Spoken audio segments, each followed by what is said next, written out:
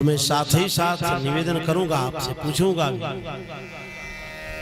कि भगवान की कथा सुनने से क्या शरीर को लाभ होता है या मन को लाभ होता है कि आत्मा को लाभ होता है?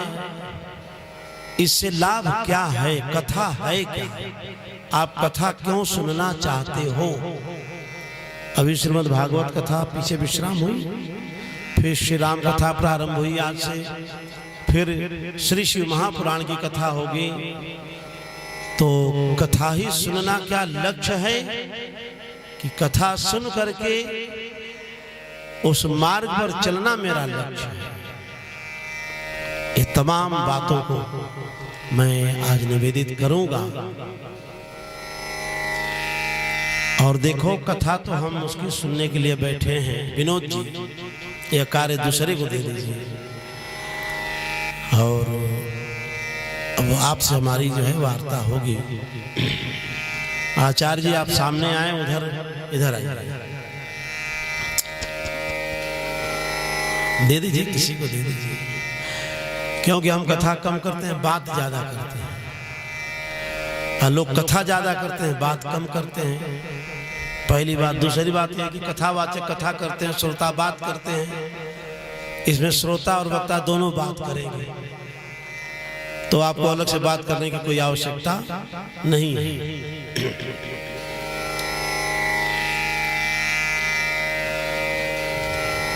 सावधान सुन धरु मन मान। भगवान शिव भी कहते हैं मां पार्वती को कि कथा सावधानी पूर्वक सुननी चाहिए। और भगवान राम भी कहते हैं मां शबरी से कि सावधान होकर के कथा श्रवण करनी चाहिए। सावधान सुन धरु मन माही। तो कथा कैसे करनी चाहिए? सावधान मन करि पुण्य संकल्प।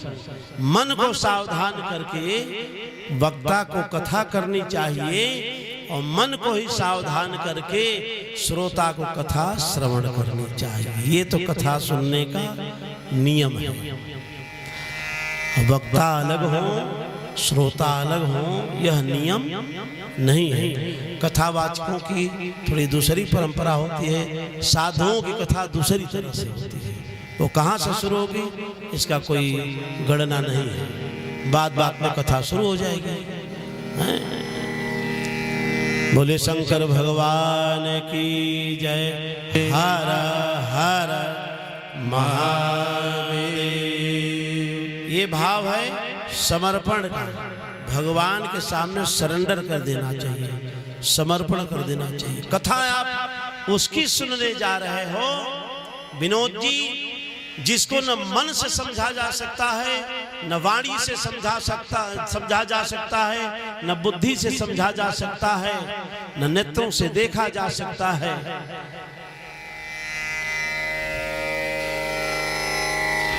आप उसकी कथा सुनने के लिए बैठे।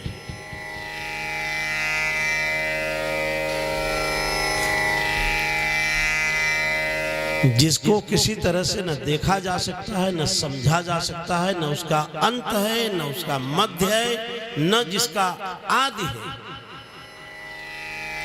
लेकिन फिर भी क्या करें? कथा छोड़ दे क्या? इसका मतलब कथा छोड़ दे, कथा न श्रवण करें, कथा न करें? नहीं। वाल्मीकि जी ने कहा है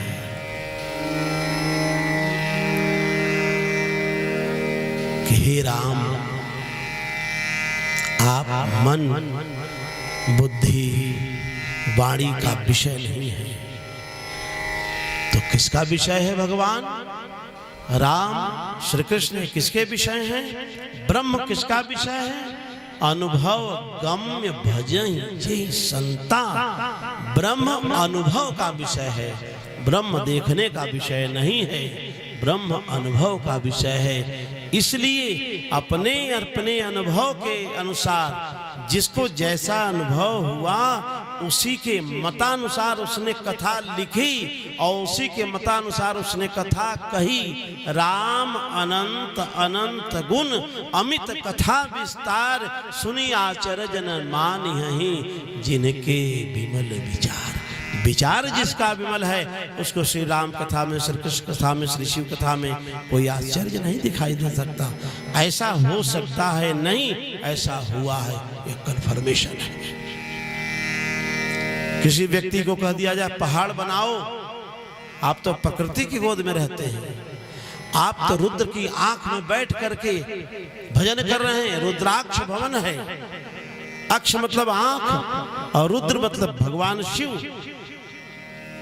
बोले आप तो उसमें बैठ के कथा सुन रहे हैं, आप उसमें बैठ के कथा कर रहे हैं। रुद्राक्ष भवन में प्रकृति का जिसको बोध न होता हो वो पहाड़ों का अनुगमन करे, पहाड़ों की सैर करे, पहाड़ों में आए, प्रकृति का अनुभव हो जाएगा।